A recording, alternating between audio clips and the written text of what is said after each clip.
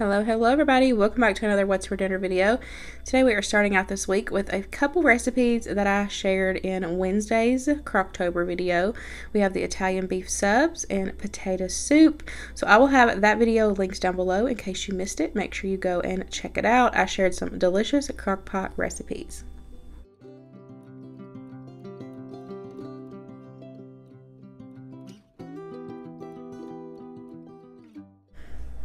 Next up is chicken quesadillas. This is so easy and delicious.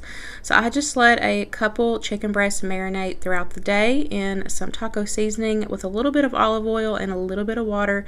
You just want enough water where it kind of makes a paste, and then I just let it marinate in a bag all day in the fridge, and it really gives it some really good flavor. I'm also going to serve it with some of my minute salsa rice. I will have that recipe linked down below. I've shared that many times on my channel. And then we're also going to make some Mexican corn. This is like a super easy version. My best friend shared this with us a few years ago, and y'all, we absolutely love it.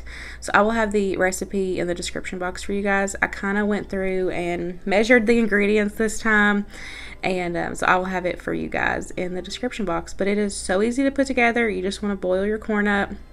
And then all you need is Duke's mayonnaise or any kind of mayonnaise, and you need some chili powder and some Parmesan cheese, and then you're just going to mix together in a little container like this. You'll mix together your Parmesan cheese and your chili powder mixture, and then once your corn is done, we will put it all together.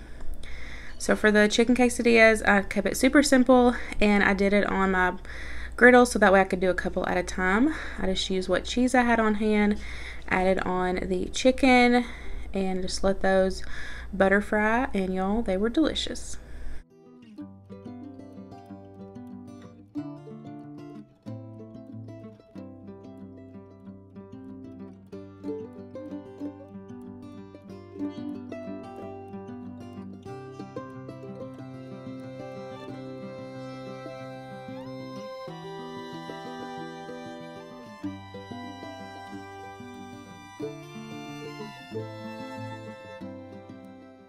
Now that the corn is ready to become Mexican street corn, I just went ahead and put in the little corn cob thingies so it's easier to hold them.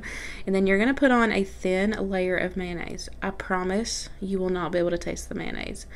If mayonnaise weirds you out, I promise, because this, when they first showed us this, I was like, this is going to be weird and I don't know if I can do it, but I promise it is delicious. This is one of those like must-try recipes.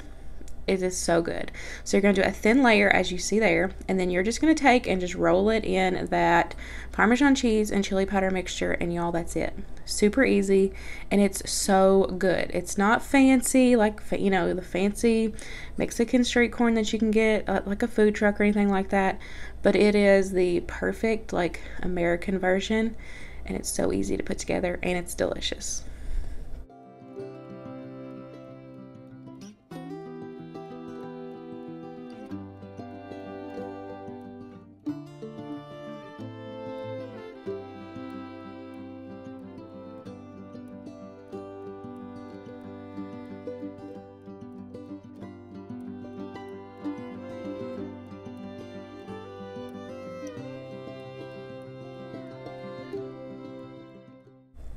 Next up, we're going to do some smash burgers. These are an all-time favorite on the Blackstone. Here's just a few things that we are going to be using for this recipe. We have shared these smash burgers several times on our channel, but in case you're new here, I thought I would share them again. So for us, our favorite buns are brioche buns. They really hold up, and they get a nice like butter fry on them. So he is just taking and cooking up the onions, and then he's butter frying the brioche buns. And then once he gets the buns done and the onions almost done, he's going to go ahead and add on the balls of hamburger. Make sure you have them in balls, and then you take and press them down like he showed. And then you're going to season that side. Give them a flip. They don't take long to cook at all because they are so thin. And then you can eat them single, or you can double them, triple them, add on your onions. You can even do mushrooms. And y'all, these are just the best. I don't know what it is about it, but They're just so, so good.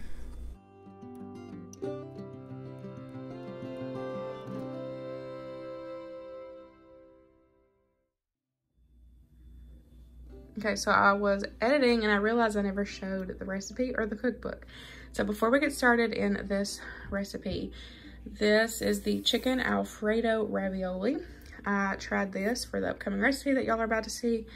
And this is from the Dump Dinners cookbook. I was gonna save it for the cookbook collab at the end of the month, but y'all, it was so good. I'm gonna go ahead and share it with you now. I'm telling you, I absolutely love this cookbook. Kat got me this for my birthday in July.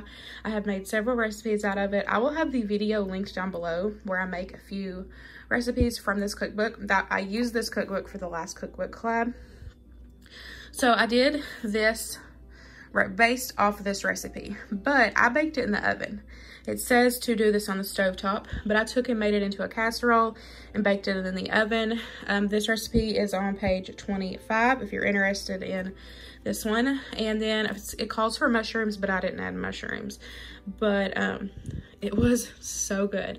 So I cannot wait to share my version of this. And please, y'all, go purchase this cookbook. It is the absolute best Dump Dinners cookbook. So for this one, like I said, I turned it into a casserole style. So you're gonna need some Alfredo. I just put that on the bottom of the casserole dish. Of course, it was greased. And then I'm gonna take and do a layer of ravioli. I meant to get just the regular ravioli, but I accidentally got the ravioli rounds. But y'all, it still tasted delicious and it was perfect. I did season it up a little bit extra with some parsley, some pepper, and some garlic powder just to help give that Alfredo a little bit more flavor. And then I put my chicken in the center. If I had to have had more chicken, I would have done 2 layers of chicken, but instead I only had enough for like 1 layer. So I did the chicken in the center, topped it with a bunch of mozzarella cheese, and then I did a second layer with the ravioli, the Alfredo. You just want to layer it until all your ingredients is gone. Topped it with some cheese, baked it in the oven at 350 for about 30 minutes. And y'all, this was so good. We did not have any leftovers. It was completely gone. I'm telling you, this was amazing. We served it with some easy Cheddar Bay biscuits, and I will have that recipe linked down below. Next up, we kept it super simple. We were out running all day, shopping and whatnot with Mally, so we just ordered us some pizza. We always get a Tuscan 6 cheese, a bacon with extra cheese, and some cheese sticks.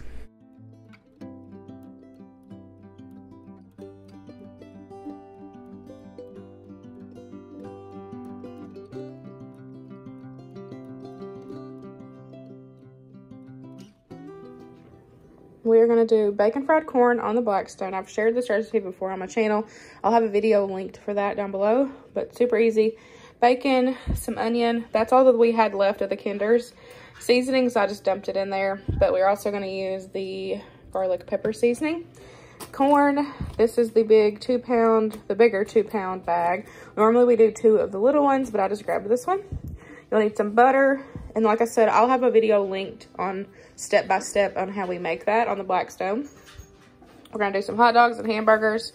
Since we got company, we're gonna do, I picked up these Nathan hot dogs at Kroger. I had to think where I got them from. They were on sale this week for $3.99. So when I ran to Kroger just to buy a few things we needed for today, since we had company, I went ahead and just picked those up.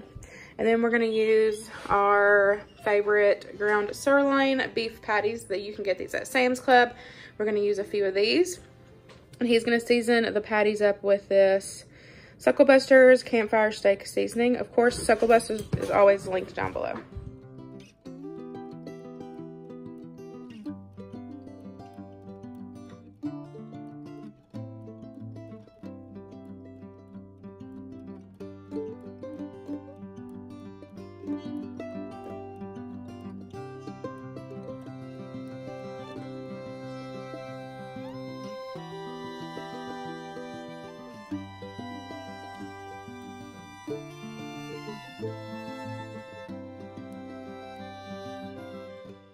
And that is it, y'all. That wraps up this What's for Dinner video. I really hope you enjoyed it.